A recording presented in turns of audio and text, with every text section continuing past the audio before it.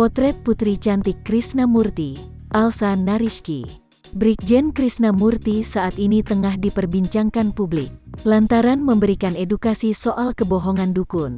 Krisnamurti juga sempat menyindir Gus Samsudin. Namun di sisi lain, tahukah Anda kalau Krisnamurti memiliki putri yang cantik? Lalu seperti apakah sosok putri Krisnamurti yang bernama Alsa Narizky? Dilansir Instagram Alsa Narizky. Sosok Alsa Narizky yang begitu menawan. Pemilik akun Instagram dari Alsa Narizky memiliki follower sekitar 5,805.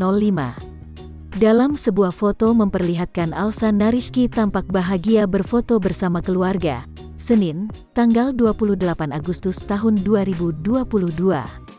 Tidak hanya itu, Alsa Narizky memperlihatkan aksi liburannya di Belanda. Di samping itu, Alsa Narizky memposting foto Krisnamurti tengah berfoto dengan sang ibu.